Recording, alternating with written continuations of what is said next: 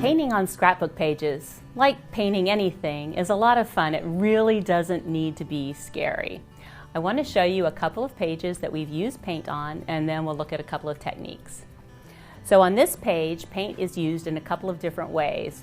It's used as a mat for this photo, so you just brush the paint right on the page and wait for it to dry, then add the photo. And then over here, paint is used along with a foam stamp. Now I have to tell you, trends in scrapbooking, just like trends in fashion and everything else, come and go.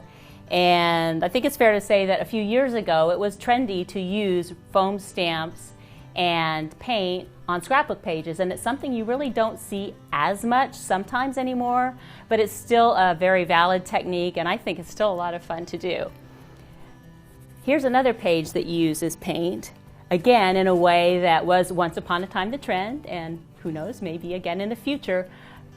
But you know what, as I said before, with anything in scrapbooking, it's your scrapbook, you do what you want, and I happen to love paint in scrapbooking.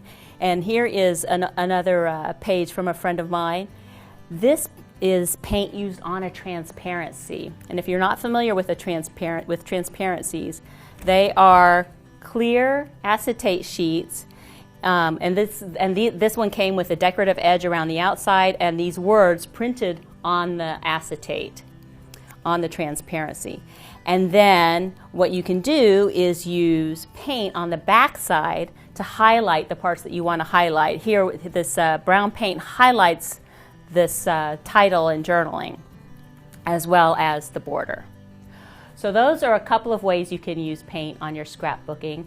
And now I want to show you just how easy it really is. So first, we're going to do that first technique that we saw where the paint is used as a background. I'm going to use this actually as kind of my painter's palette here. This is a non-stick surface that's also a protective surface for your desktop. And I'm going to shake up my paint, obviously very inexpensive acrylic paint that you can buy at your craft store.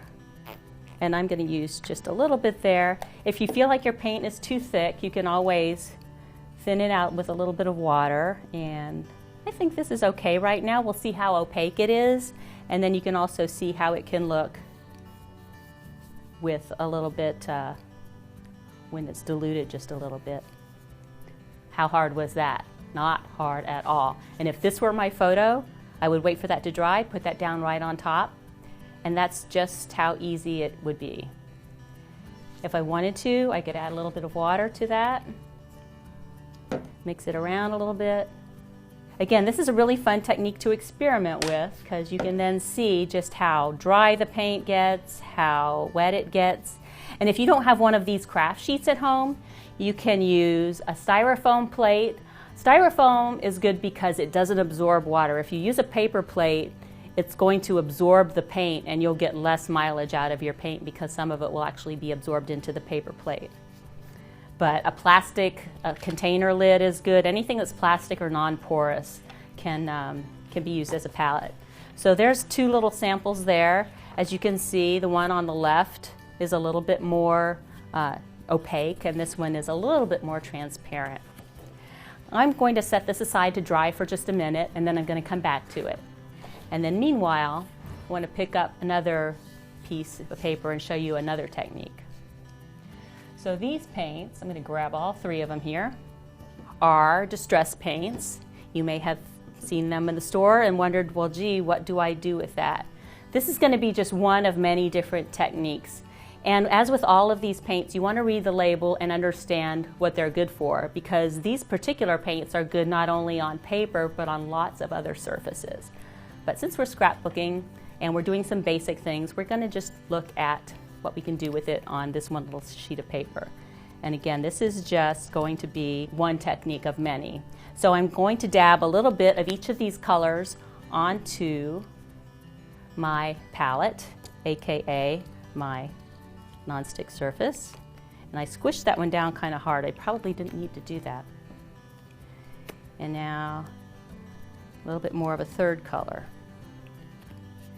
Now I'm going to spray a little bit of water here to dilute this, And then I'm going to take this piece of paper in my hand, and I'm going to just kind of wipe it gently across these colors, and we're going to take a look at the effect that that gets us.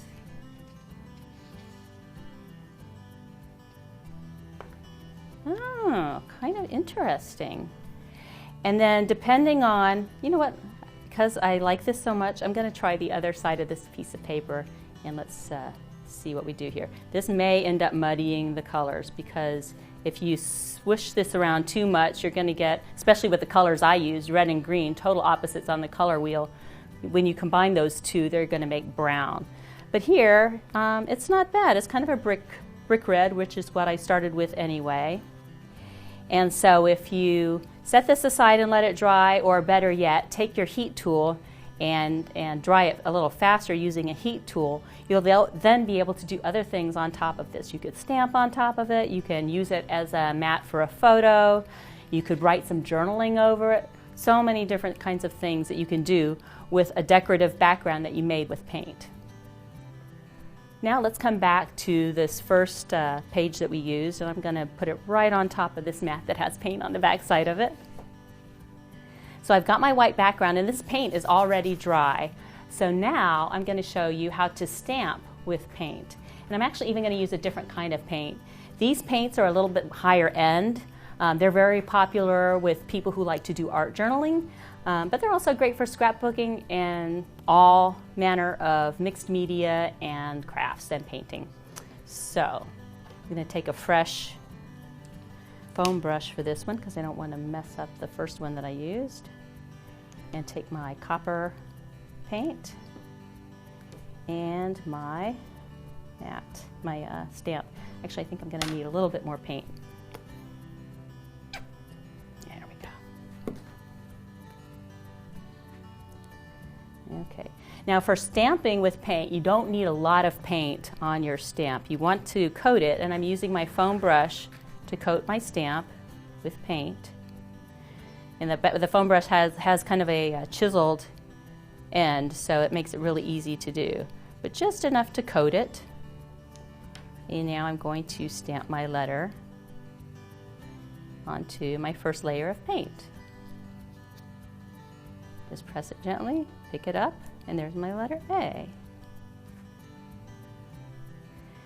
Okay, and then obviously that's all there is to it. From there on, you would just continue stamping the rest of your word. And on this stamp, I had a little less paint. This one was thick, and if you can, I don't know if you can see, but around the edges of my first letter A, I've got a little bit of paint lifting up around the edge where the paint was still kind of thick on that foam, on the foam stamp, even though I thought that it was dry, or that it was a thin, even coat. It was actually a little thicker than I thought. So I'm going to stamp a couple of more letters here, and there's my friend Anna's name. With a variety of paints, you can just have so much fun with scrapbooking, and each paint has a different purpose. So take time to look around in the paint section of the store, or maybe in that stash of paints that you have at home. Pull them out and bring them onto your scrapbooking page.